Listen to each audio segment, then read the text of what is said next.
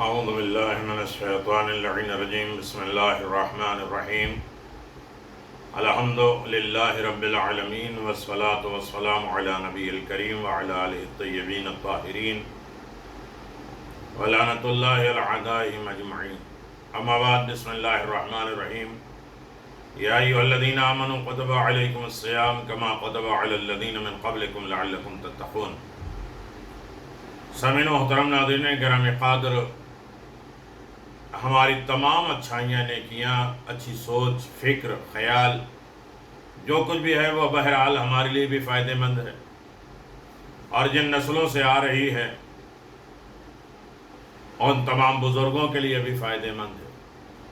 اس لیے کہا کہ اپنے بچوں کی اچھی تربیت کرو، جب وہ نیکی کرے گا اس کا پھل تمہیں ملے گا، چاہے تم قبر میں ہو اور برا ہوگا تو اس کا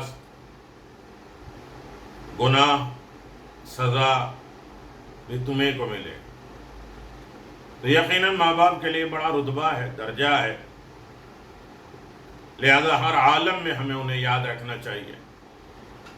کوئی ایک نیکی بھی ان کے نام سے کر دے تو انسان انہیں خوش کر دے گا، ان کے قبروں کو روشن کر دے گا، ان کے گناہوں کو معاف کرا سکتا ہے۔ فائل بند نہیں ہوتی مرنے والے کی، وہ عقیدے جو لے کے گئے ہیں اس کی فائل بند ہوگی، لیکن احکام اور اعمال کے صحیفے جاری و ساری رہیں گے۔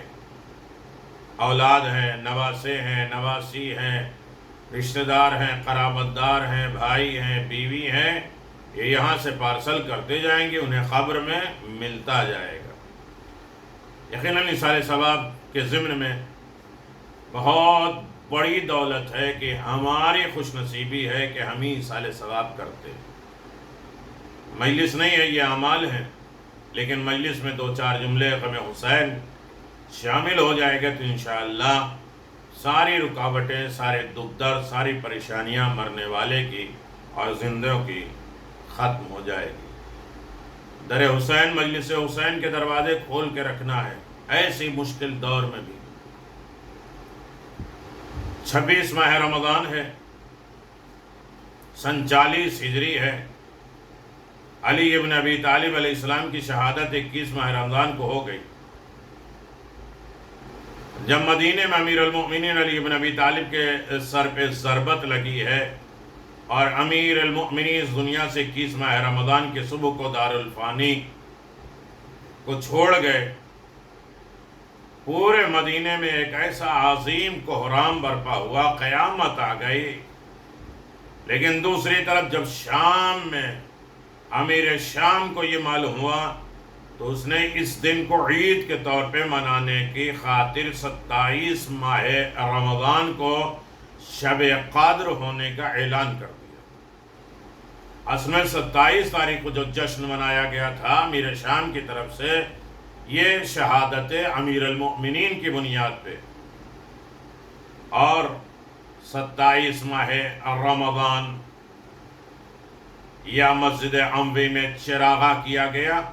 یوں آج تک 27 ماہ رمضان کی شب بڑے اہتمام سے روشن کی جاتی ہے، جاگی جاتی ہے، عید کی طریقے سے منایا جاتا ہے، ورنہ سنت رسول میں کہیں بھی 27 رمضان کی خصوصیت کے ساتھ شب قدر نہ تو بتایا گیا ہے، نہ اس کا اہتمام کیا گیا ہے، تاریخ میں اس کا وجود نہیں ملتا۔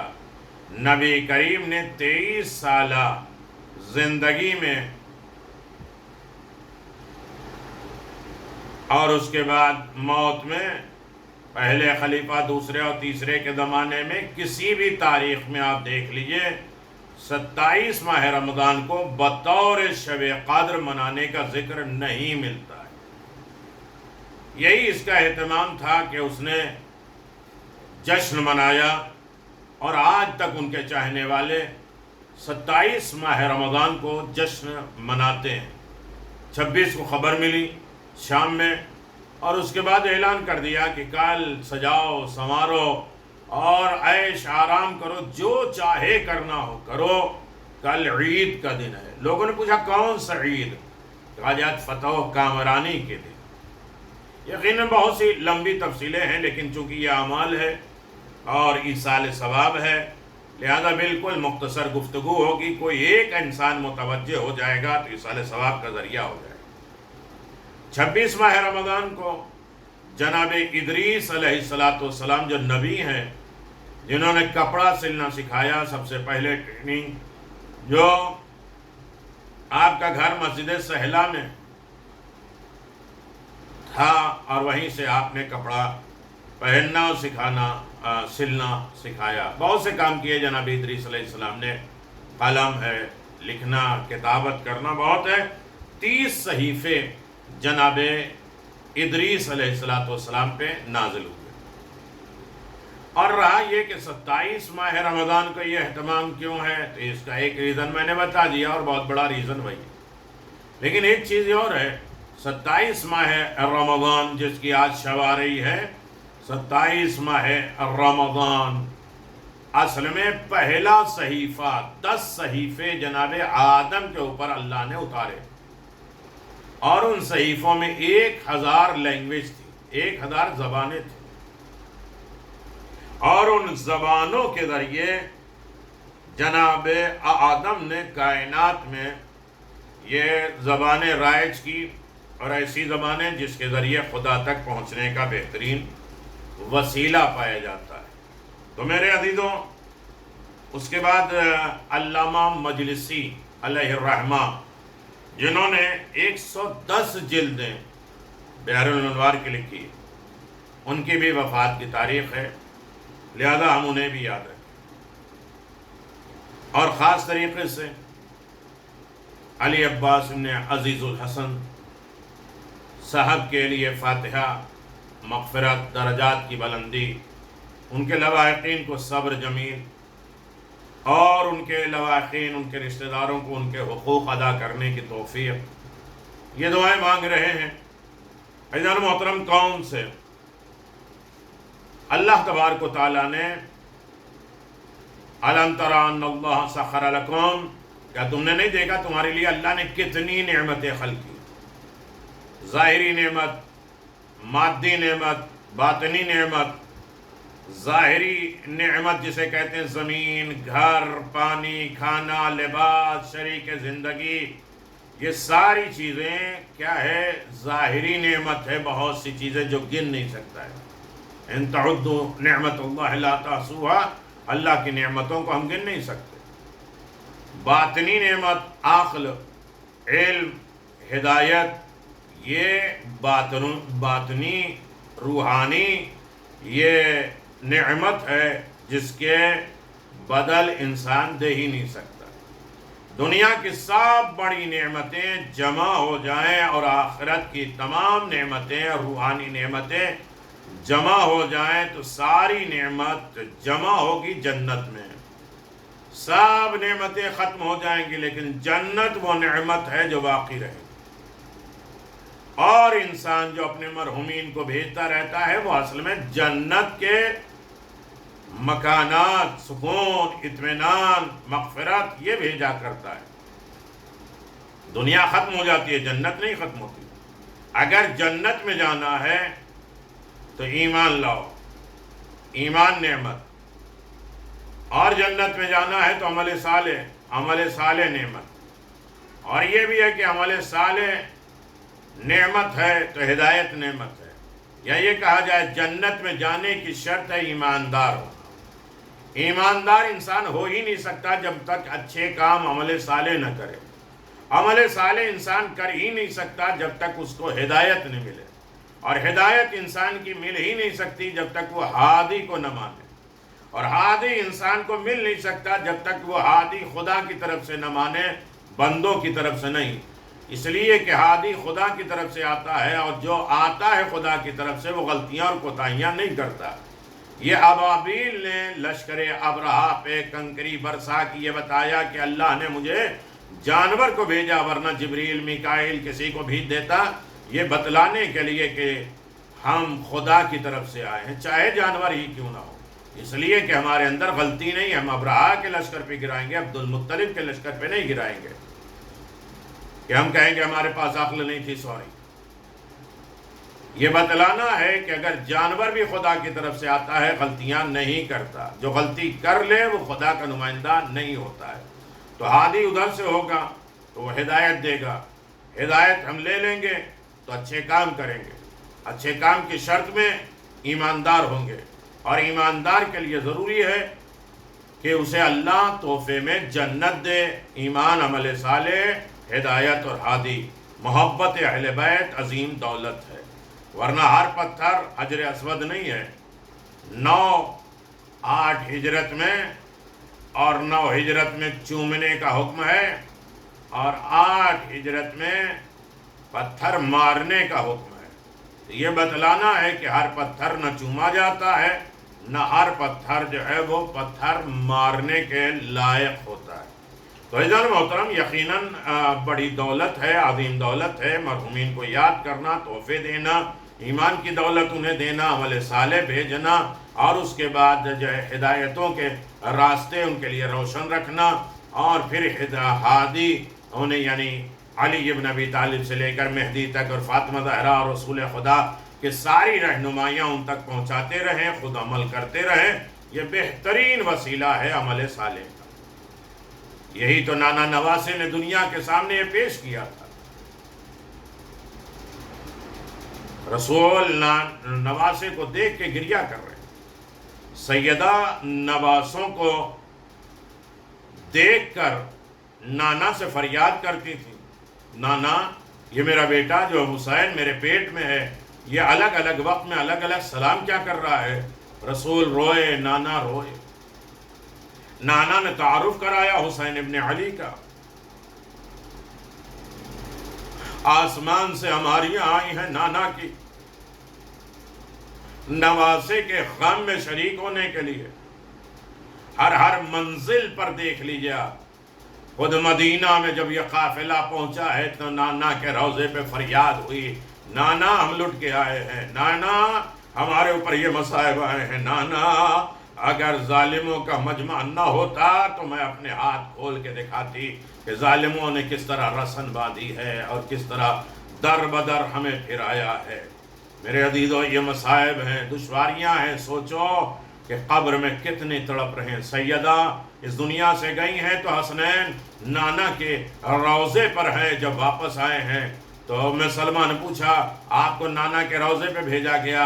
کہا ہم گئے تھے، میرے نانا قبر سے باہر، جناب ابراہیم قبر سے باہر، انبیاء اور مرسلین قبروں سے باہر ہیں، آواز دے رہے ہیں جناب ابراہیم یا رسول اللہ، سیدہ کا بیٹا یتیم علی آ رہے، یتیم سیدہ۔ تو اس وقت رسول نے فریاد کی اس طرح سے۔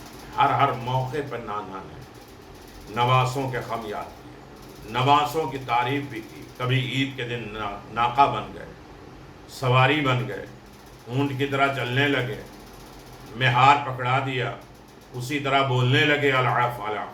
تو بہت بڑا گہرا رشتہ ہے۔ ہمیں اپنے تمام مرحومین کے حقوق ادا کرنے کی توفیق عنایت فرمائے۔ الا لعنت اللہ علی القوم الظالمین۔ شب 27 ماہ رمضان ہے، اس میں دعا ہے کہ بسم اللہ الرحمن الرحیم، اللہم انی اسألک اقسم علیک بکل اسم هو لك سماك به أحد من خلقك أو استأثر به في علم الغيب عندك وأسألك باسمك الأعظم الذي حق عليك أن تجيب من دعاك به أن تصلي على محمد وآل محمد وأن تسعدني في هذه الليلة السعادة لا اشک بعدها ابدا یا ارحم الراحمین۔ بارگاہ رب العزت میں ہم نے کیا کہا؟